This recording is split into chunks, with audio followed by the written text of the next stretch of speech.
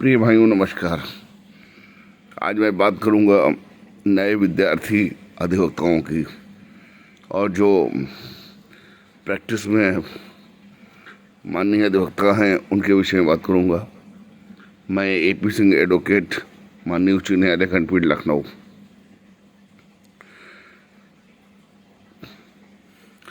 एक प्रश्न आता है कि जो पिता और पुत्र का रिश्ता होता है, एक परिवार होता है, वो न्यायपालिका है। इसी तरीके से अधिवक्ता और न्यायाधीश और बेंच के बीच में रिश्ता होता है। और इसके बाद में अधिवक्ता कोई गिरा हुआ पड़ा हुआ व्यक्ति नहीं है। यह माननीय मुख्य न्यायाधीश, माननीय उच्च न्यायालय इलाहाबाद, प्रयागराज, उत्तर प्रदेश और सभी माननीय न्यायाधीशों को समझना चाहिए। जो माननीय उच्च न्यायालय के जितने भी सम्मानित न्यायमूर्ति हैं, सभी बाहर से आते हैं, उनका स्रोत बाहर है। सबसे बड़ी दिक्कत यहाँ पर यह है कि जो पिता है वही नहीं समझना चाहते हैं कि हम लोगों की समस्या क्या है। पुलिस और अधिवक्ता के परिवार और प्रशासनिक अधिकारी, इसमें IAS IPS होते हैं और कुछ न्यायिक जज भी होते हैं। जो अधिवक्ताओं के परिवार को, उनके बच्चों को बेवजह आपराधिक मामलों में फंसाते हैं। पुलिस जब कोई आपराधिक मामला IAS IPS के खिलाफ लिखा जाता है, पहली बात तो लिखा नहीं जाता है, लिखा जाता है तो पुलिस के पास एक बचाव है CRPC में अंतिम रिपोर्ट देने का। 101% IPS PPS के मामले में अगर बलात्कार का मामला आता है, कोई IPS और PPS के खिलाफ बलात्कार का मामला आता है तो सीधा मुकदमा नहीं लिखा जाएगा और विवेचना में उसका नाम निकाला जाएगा, उसकी गिरफ्तारी नहीं होगी, उसकी कुर्की नहीं होगी। और उसी तरह से सिपाही से लेकर के DGP तक अगर ऐसा कोई कृत्य पुलिस अधिकारी करता है या भार साधक अधिकारी करता है, थाने में या कहीं और नौकरी में है, तो एक वकील जो तहसील स्तर पर प्रैक्टिस करता है और सुप्रीम कोर्ट तक करता है, आप एक सिपाही की कमाई और एक उप निरीक्षक और प्रभारी निरीक्षक और डिप्टी SP की कमाई का आकलन और जांच करा लें। तहसील और जिले स्तर पर जो अधिवक्ता होता है उसकी इतनी कमाई नहीं होती है, न उसके पास इतना काला धन है। लेकिन मुकदमे की बात जहाँ तक आती है, जब कोई आदमी पीड़ित होता है, किसी न किसी तरह का विवाद अधिवक्ता के परिवार में होता है, तो वह थाने जाता है, मुकदमा लिखाता है, तो पुलिस वाले जानबूझ करके क्रॉस FIR दर्ज करते हैं और अधिवक्ता के परिवार को जानबूझ करके चार्जशीट करते हैं। और चार्जशीट का मुख्य कारण, मुख्य न्यायाधीश महोदय स्पष्ट रूप से सुन लीजिए, चार्जशीट में जब ये लोग लगाते हैं तो साफ लिखते हैं कि अभियुक्त का जुर्म से इनकार न्यायालय में पेश करेंगे। तो जो माननीय न्यायाधीश हैं वो सुप्रीम कोर्ट की गाइडलाइन को दरकिनार करके, जिसमें साफ लिखा है कि आप आरोप पत्र का परीक्षण करेंगे, अगर आरोप पत्र में साक्ष्य नहीं है तो IO को वापस करेंगे। लेकिन ऐसा कोई भी UP में हमें न्यायाधीश महोदय नहीं मिले हैं जो सिविल जज साहब से लगा करके डिस्ट्रिक्ट जज साहब हों, जो इसका पालन करते हों। इस गाइडलाइन का कोई पालन नहीं। दूसरा, जो मामले सिविल न्यायालय से संबंधित हैं उनका FIR नहीं होगा और उसका संज्ञान नहीं दिया जाएगा। इस मामले में भी सुप्रीम कोर्ट की धज्जियाँ सिविल जज से लगा करके जनपद न्यायाधीश महोदय उड़ाते हैं और जो कंटेम्प्ट बनता है। लेकिन इस पर कभी हाई कोर्ट 482 में ध्यान नहीं देता है। दूसरी बात, हमारा नाम A है और A हटा करके जब FIR में नहीं है, लेकिन उर्फ लगा करके A को घसीट दिया गया, जबकि वहाँ पर कानून कहता है कि अगर FIR में नामजदगी नहीं है तो आप नाम हटाएं। पुलिस के रेट खुले तय हैं, कितना अपराध में लेना है, किस अपराध में लेना है। हत्या किसी और ने की है, पैसा ले करके जेल किसी और को भेजा जा रहा है। ये वर्तमान राम राज्य की सरकार में हो रहा है। मुख्यमंत्री के पास इतना काम होता है कि वह सब कुछ नहीं दे सकते हैं। और सरकार कौन चलाता है? राज्य के प्रमुख सचिव चलाते हैं, मुख्य सचिव चलाते हैं, गृह चलाते हैं। और मैं बताऊं कि अधिवक्ता कैसे जीवन यापन करता है, ये तो सभी को पता है। एक हाई कोर्ट का भी जजमेंट आया है जिसमें बहुत सख्ती दिखाई गई है। माननीय उच्च न्यायालय, खंडपीठ लखनऊ, इलाहाबाद और सुप्रीम कोर्ट के पास एक ही काम बचा है, सिर्फ अधिवक्ताओं के ऊपर कार्रवाई करना। एक सिपाही के ऊपर जब एक सिपाही किसी अधिवक्ता को पीट देता है या अधिकारी पीट देते हैं, लाठीचार्ज कर देते हैं, तो इन माननीय न्यायाधीशों की हिम्मत नहीं होती कि सीबीआई जांच कराएं, उनके आय से अधिक संपत्ति जांच कराएं। और जितना अधिवक्ता के पीछे ये लोग पड़े हुए हैं, क्या अधिवक्ता प्रोटेक्शन एक्ट उत्तर प्रदेश में नहीं लागू है? कई अधिवक्ताओं की हत्या हो चुकी है। सुप्रीम कोर्ट को पावर है सीधे कानून बनाने के संबंध में आदेश देने के लिए, वही पावर हाई कोर्ट को है। क्या इलाहाबाद उच्च न्यायालय आंख मूंद कर क्यों बैठा है? अधिवक्ता का मतलब बार काउंसिल जो है बिल्कुल किसी की गुलाम नहीं है, जो चाहा मन चाहा जैसे चाहा निर्देश पास कर दिए गए। अगर हिम्मत है, मैं चुनौती देता हूँ, एक एक सिपाही का वेरिफिकेशन कराइए, एक एक आईपीएस का वेरिफिकेशन कराइए। जो करप्ट हैं, भ्रष्ट हैं, बिना क्लियरेंस के, विजिलेंस क्लियरेंस के कैसे ये इनका प्रमोशन हो रहा है? कोई परीक्षा बीच में है क्या विभागी? हम लोग परीक्षा भी दे रहे हैं, सब कुछ कर रहे हैं, इसके बावजूद हाई कोर्ट मनमाना कर रहा है। हमारा dress code bar council of India तय करेगा, कोर्ट नहीं तय करेगा। कहाँ जाना है, कहाँ नहीं जाना है, सुप्रीम कोर्ट की गाइडलाइन का पालन तक नहीं हो रहा है। स्पष्ट रूप से सुप्रीम कोर्ट ने कहा है किसी अधिवक्ता के खिलाफ एनबीडब्ल्यू नहीं जारी होगा, लेकिन अनुसूचित जाति जनजाति निवारण अधिनियम 1989 के तहत जो स्पेशल कोर्ट एडीजे की है सीतापुर, रामविलास साहब की, उस कोर्ट में अधिवक्ताओं को भी नहीं बख्शा जाता है। जबकि स्पष्ट रूप से शिकायतें जाती हैं सीनियर रजिस्ट्रार के पास, लेकिन रजिस्ट्रार उच्च न्यायालय इलाहाबाद आंख मूंद करके बैठते हैं, कोई कार्रवाई नहीं करना चाहते हैं। एक महिला जज को अभी न्याय नहीं दिला पाए, जिसको इच्छा मृत्यु की एप्लीकेशन देनी पड़ी। अरे कम से कम कुछ तो शर्म आनी चाहिए। हम कह रहे हैं कि 100 मोटो का संज्ञान लीजिए। 5 लाख करोड़ का बजट है।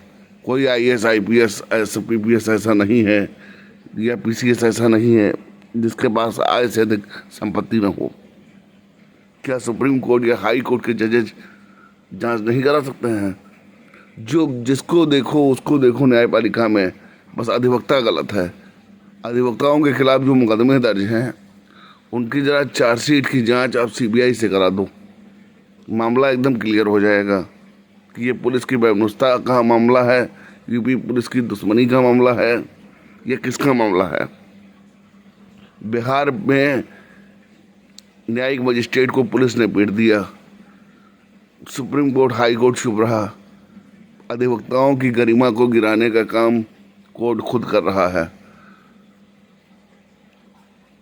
एक आदेश है कि किसी भी अधिवक्ता को न्यायिक कार्य से रोका नहीं जाएगा, लेकिन यहाँ पर रोका जाता है। फर्जी वारंट पर डिटेन किया जाता है। मुझे भी डिटेन किया गया। मैंने हजारों ईमेल हाई कोर्ट के चीफ जस्टिस को, सुप्रीम कोर्ट के चीफ जस्टिस डीवाई चंद्रचूड़ साहब को किया, मैं दिव्यांग हूँ, लेकिन आज तक कोई कार्रवाई नहीं कर पाए। जब बार काउंसिल ऑफ इंडिया हमारा हेड है, bar council of Uttar Pradesh head है, तो कोई भी कार्रवाई, यहाँ तक कि एफआईआर बिना बार काउंसिल की अनुमति के दर्ज नहीं होना चाहिए। और हमारी सुप्रीम कोर्ट जो बहुत आहें भरती है न्याय देने के लिए, विश्व में सर्वश्रेष्ठ बनती है, वह क्या करती है? जो पुलिस के मामले हैं, आईएएस आईपीएस के मामले हैं, उसमें उनमें साफ है विभागीय कार्रवाई होगी। ये दो में से एक कार्रवाई कर लीजिए, चाहे एफआईआर कर लीजिए, चाहे विभागीय कार्रवाई कर लीजिए। ऐसा पुलिस के लिए आर्डर कर दिया। अब पुलिस वाले कुछ भी करें, उनके खिलाफ लाइन हाजिर सस्पेंशन है। बस किसी को पीट दें, किसी को लूट लें, किसी को डकैती कर लें, उनके लिए एक ही काम है, सस्पेंशन, लाइन हाजिर, बर्खास्त होते नहीं हैं। तो बार काउंसिल जब बना हुआ है तो अधिवक्ताओं के खिलाफ मुकदमे बिना बार काउंसिल की अनुमति के कैसे दर्ज हो रहे हैं?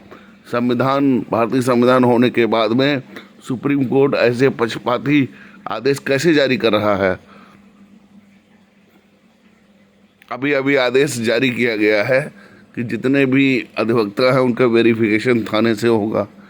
अरे कम से कम इस बात पर विचार करिए कि ट्राइबल कोर्ट ने जो अधिवक्ताओं के खिलाफ मुकदमे हैं, क्या उनको सही से सुना है, या जो एफआईआर दर्ज है वह सही से दर्ज हुई है? इसके लिए आप एक पैनल बना दीजिए जो अधिवक्ताओं के मुकदमे हो, सीधे सीबीआई देखेगी। और उत्तर प्रदेश में और भारत में मानवाधिकार बिल्कुल ख़त्म हो चुका है। जो छोटे छोटे ट्रस्ट हैं, संस्थाएं हैं, उनको मोदी जी ने ख़त्म कर दिया है। पूरी तरीके से सरकार का तानाशाही रवैया है। मैं एडवोकेट हूँ, एसपी तक फ़ोन नहीं उठाता है। सीतापुर का एसपी, डीएम सीधे बात नहीं करता। हाँ, एडीजी स्थापना ने मुझे कॉल बैक करके मुझसे बात की थी। डीजीपी को फ़ोन करिए तो उनका सीए फ़ोन उठाता है। इतनी गिरावट कैसे? कंटेम्प्ट के मामले में अधिकारियों को खुली छूट इसलिए दी जा रही है कि उनके पास 5 लाख करोड़ का बजट है, आय से अधिक संपत्ति है, इसलिए अधिकारियों को सुप्रीम कोर्ट भी संरक्षित कर रहा है। हाई कोर्ट है, हाई कोर्ट को पता है किस अधिकारी को कब बुलाना है। आप सचिव और आईएएस को बचाने के लिए स्टे दे रहे हैं कि बिना कारण के न बुलाया जाए। अरे सुप्रीम कोर्ट साहब, जितने कंटेम्प्ट लग रहे हैं, ये योगी आदित्यनाथ की सरकार में हाई कोर्ट के आदेश को भी नहीं माना जा रहा है। क्या आप इसका कैग से परीक्षण कराएंगे? महालेखा परीक्षक से जांच कराएंगे कि कितने हाई कोर्ट के आदेश हुए हैं, कितना पालन हुआ है? मनरेगा ले लीजिए, हर जगह भ्रष्टाचार व्याप्त है। कोई आरटीआई मांगता है तो उसको लोग धमकी देते हैं। अधिवक्ताओं की सुरक्षा के लिए डीवाई चंद्रचूड़ साहब और इलाहाबाद हाई कोर्ट के चीफ जस्टिस साहब, आपने क्या किया है? आपने स्वतः संज्ञान लिया है क्या? या आपने सिपाही से लेकर डीजीपी जो बने हुए हैं वो उनका क्लियरेंस की जांच आपने कराई है? उनके ऊपर कितने मुकदमे हैं, कितने विभागीय जांचें हैं? मुकदमे होंगे कैसे? क्योंकि वही जांच करते हैं, वही फाइनल रिपोर्ट दे देते हैं। क्या मेरे इतने वीडियो बनाए गए, किसी वीडियो पर इलाहाबाद हाई कोर्ट ने संज्ञान लिया? रजिस्ट्रार जनरल भारती जी को इतनी बार ईमेल किया गया, इलाहाबाद हाई कोर्ट एक भी मामले में कार्रवाई नहीं की। उल्टे 45 आरटीआई एडीजे कोर्ट के संबंध में पड़ी। इसके बाद मुझे फर्जी वारंट पर डिटेन किया गया। ये आपकी न्यायपालिका है, ये आपकी सच्चाई है, ये भारतीय संविधान की आप व्याख्या कर रहे हैं। एफआईआर सही दर्ज हो, सही आरोप पत्र हो, सही सुनवाई हो, तब तो माना जा सकता है। लेकिन अधिवक्ता क्या पहनेगा, क्या नहीं पहनेगा, ये पहले से ही तय है। अब गाउन की बात बताएं। अगर कोई जज या वकील गाउन पहनता है तो अंग्रेज़ों की याद आती है। अब वही आईपीसी सीआरपीसी पढ़ते हैं तो इनको अंग्रेज़ों की याद नहीं आती है, गुलामी की याद नहीं आती है। लाल बत्ती और नीली बत्ती लग जाती है तो गुलामी की याद आती है। विश्व बैंक से कर्जा लाते हैं तो इनको गुलामी की याद नहीं आती है। इस देश में भुखमरी गरीबी है तो गुलामी की बात नहीं याद आती है। तो उस भारतीय संविधान को अपने अनुसार व्याख्या करके शोषण की स्थिति उत्पन्न न की जाए। अधिवक्ताओं के ऊपर जब उत्पीड़न होता है तो हाई कोर्ट और सुप्रीम कोर्ट ऐसे बिल्कुल नरम हो जाते हैं जैसे कुछ हुआ ही नहीं। उनको हड़ताल करने पर विवश होता है। और जब कोई आईपीएस आईएएस के खिलाफ वकील जाते हैं तो कानून का पाठ पढ़ाया जाता है। आखिर ये इलाहाबाद हाई कोर्ट कर क्या रहा है? सुप्रीम कोर्ट और हाई कोर्ट इन अधिकारियों को भी कानून का पाठ पढ़ाए। आखिर इतने कंटेम्प्ट क्यों हो रहे हैं? हाई कोर्ट इलाहाबाद में कितने कंटेम्प्ट पेंडिंग हैं जो राज्य सरकार नहीं कर रही है? किस IAS IPS को आपने जेल भेजा है? एक बता दीजिए जिसको आपने जेल भेजा हो। किस सरकार के मुख्यमंत्री मंत्री को आपने जेल भेजा है कंटेम्प्ट ऑफ कोर्ट में, जबकि आपके आदेश की अवमानना कर रहे हैं? अगर हिम्मत है तो कार्रवाई करके दिखाइए, हम भी देखें। हमें नहीं लगता कि किसी अधिकारी को जेल भेजा गया हो, 6 महीने की सज़ा हुई हो, 1 साल की सज़ा हुई हो, लेकिन हर मामले में अधिवक्ता को दोषी बनाया जाता है। एक सिपाही जिसकी कोई औकात नहीं, वो भी अधिवक्ता की गाड़ी रोकता है। अरे कम से कम न्यायपालिका को शर्म आनी चाहिए। अधिवक्ताओं के खिलाफ तमाम मुकदमे हैं, मुकदमा दर्ज कौन कर रहा है? आपकी मित्र पुलिस, यूपी पुलिस। मानवाधिकारों के उल्लंघन हो रहे हैं, इस पर तो कभी आपने सो मोटो की सुनवाई नहीं की। उत्तर प्रदेश राज्य मानवाधिकार क्या कर रहा है? सरकार के टैक्स के पैसे से सब हो रहा है। लोकायुक्त जैसी एजेंसी पर आपने कभी बात नहीं की कि यूपी का लोकायुक्त कैसा है, क्या सुविधाएं हैं, क्या यहाँ विजिलेंस है जो अधिकारियों के भ्रष्टाचार को रोक सके? इस पर इलाहाबाद हाई कोर्ट और सुप्रीम कोर्ट ने कोई बात नहीं की। बस अधिवक्ताओं के पीछे पड़े हैं। उन पर मुकदमे नहीं होने चाहिए, सज़ा नहीं होनी चाहिए। उनको सारा बस अधिवक्ता ही है दोषी, बाकी सब अधिकारी जितने हैं वो दूध के धुले हुए हैं और ईमानदार हैं। बाकी सर हर मामले में अधिवक्ता ही दोषी है। सुप्रीम कोर्ट इन सब मुद्दों पर, जो मुद्दे हैं मैं बता रहा हूँ, इन सब मुद्दों पर सुप्रीम कोर्ट चुप क्यों है? सुप्रीम कोर्ट के सारे न्यायाधीश चुप क्यों हैं? इलाहाबाद हाई कोर्ट के सारे माननीय न्यायाधीश चुप क्यों हैं? दुर्घटना के मामले में SC ST नहीं लगता है, आपकी पुलिस लगाती है। न्यायाधीश बड़े चाव से उसका संज्ञान ले रहे हैं। क्या एक्ट और विधायिका और उच्चतम न्यायालय से बड़े आपके न्यायाधीश हो गए, विचारण न्यायाधीश? बीमारी के पेपर लगे हैं, दिव्यांग है, फिर भी व्यक्ति को डिटेन किया जा रहा है। जिसमें जमानत देनी चाहिए उसमें जमानत प्रार्थना पत्र जबरदस्ती निरस्त कराकर जेल भेजा जा रहा है। मेरे मामले में चार्ज गलत तरीके से फ्लेम हो रहे हैं। RTI डाउनलोड दी जा रही है, उसको सीतापुर में रजिस्टर्ड नहीं भेजा जा रहा है डिस्ट्रिक्ट जज द्वारा। तो हर मामले में युवा अधिवक्ता दोषी है, अधिवक्ता दोषी है। अधिवक्ताओं की सुविधा के लिए जो क्लब बना है उनको कौन कौन सी सुविधा दी जा रही है, अधिवक्ताओं को क्या समस्या है, इस पर कभी कोई कॉन्फ्रेंस नहीं हुई। तो अब अधिवक्ता किसी का गुलाम नहीं है। कानून जो जज पढ़ के आते हैं वही अधिवक्ता पढ़ के आते हैं। अब कम से कम IAS IPS की जांच कराई है, किसके ऊपर कितने मुकदमे हैं, कितनी एप्लीकेशंस हैं, कितने मामले विजिलेंस में पेंडिंग हैं, मतलब संज्ञान लीजिए। किसका कितना वेतन है? 2.5 लाख रुपए महीने ज़्यादा से ज़्यादा वेतन होगा आदमी का, और वो भी 10 महीने का जोड़ा जाए तो 2.5 करोड़ हुआ, 3 करोड़ रख लीजिए। लेकिन आदमी की आय की संपत्ति अगर 3 करोड़ को अगर 60 से गुणा किया जाए तो कितना हुआ जा करके, और अगर संपत्ति पूछी जाए तो हजारों करोड़ रुपए में है। तो उत्तर प्रदेश न्यायपालिका से मेरी करबद्ध प्रार्थना है कि अधिवक्ताओं के पीछे पड़ने के बजाय उनको मजबूत करिए और न्याय संगत आदेश दीजिए, जैसा कि पुलिस के मामले में है कि अगर बार काउंसिल ऑफ इंडिया या उत्तर प्रदेश ने किसी अधिवक्ता के खिलाफ कोई एक्शन लिया है तो उसके विरुद्ध भारत के किसी थाने में IPC CRPC के तहत कोई मुकदमा दर्ज नहीं होगा, उसका उत्पीड़न नहीं होगा। ऐसा निर्देश दें और अधिवक्ता प्रोटेक्शन एक्ट लागू करें। अब जैसे एक मनमानी बात है, किसी व्यक्ति को जेल भेजने के बाद जमानत देने का जल्दी से जल्दी प्रावधान है, लेकिन मजिस्ट्रेट और एडीजे कर क्या रहे हैं, 20 दिन की तारीख लगा रहे हैं, 25 दिन की तारीख फाइल पे लगा रहे हैं कि आदमी को और रहने दो। तो मनमाना जो चल रहा है, ये सारी चीज़ें व्यक्ति समझ रहा है।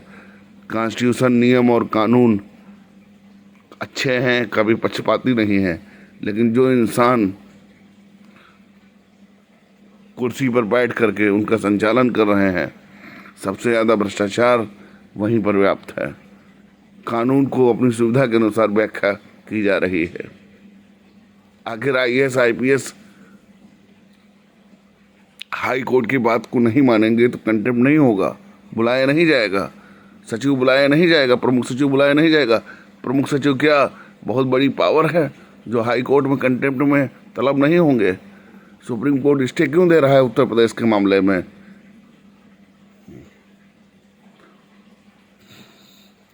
10 रुपये का पोस्टल ऑर्डर आज 1 साल हो गया है, किसी डाकखाने में नहीं मिल रहा है ताकि लोग RTI न डाल पाएँ। क्या सुप्रीम कोर्ट इस पर विचार नहीं कर सकता है? सुप्रीम कोर्ट कभी महंगाई पर नहीं बोलता है, विस्बलोअर एक्ट पर नहीं बोलता है। जब देखिए जिसे देखिए बस अधिवक्ता ही दोषी है, अधिवक्ता ही सब कुछ है। अरे कम से कम जो अधिवक्ता हैं, मीडियम क्लास के अधिवक्ता, उनके घरों में जाकर देखिए कैसे जीविकोपार्जन करते हैं। इतनी महंगाई बढ़ा रखा है। राम राज्य की आड़ में कोई ऐसी चीज़ नहीं जो बढ़ी ना हो। सारे प्रोडक्ट की क्वालिटी घटिया है जो हम लोग यूज कर रहे हैं।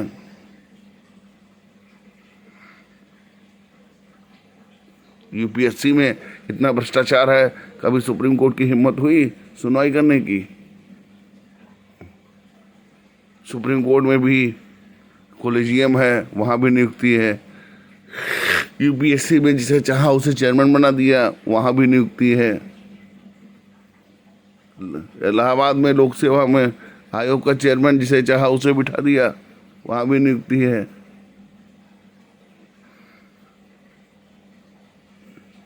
तो ये सब कैसे चलेगा? अगर मेरी आवाज़ पहुंच रही है तो अधिवक्ताओं का शोषण तरह तरह से कानूनी रूप से बंद किया जाए, अन्यथा एक ऐसा समय आएगा कि ये नौकरशाही ब्यूरोक्रेट सुप्रीम कोर्ट का भी सम्मान नहीं करेंगे। शायद सुप्रीम कोर्ट ऐसा ही चाहता है। इसलिए कम से कम अधिवक्ताओं को उनके बारे में दोषी नहीं है फिर भी सज़ा काट रहे हैं। पुलिस रिपोर्ट को इतना महत्वपूर्ण क्यों माना जाता है? सुप्रीम कोर्ट ने कभी इसकी व्याख्या की? बस एक छोटा सा जुर्माना लगता है, क्यों? आदमी कंपनसेशन क्यों लेगा? जो IO गलत चार्जशीट लगाता है उसको बर्खास्त करिए, उसकी संपत्ति से बेदखल करिए, कंपनसेशन ये सब कुछ है। मैं अपनी वाणी को ही समाप्त करता हूँ। जय हिंद, जय भारत।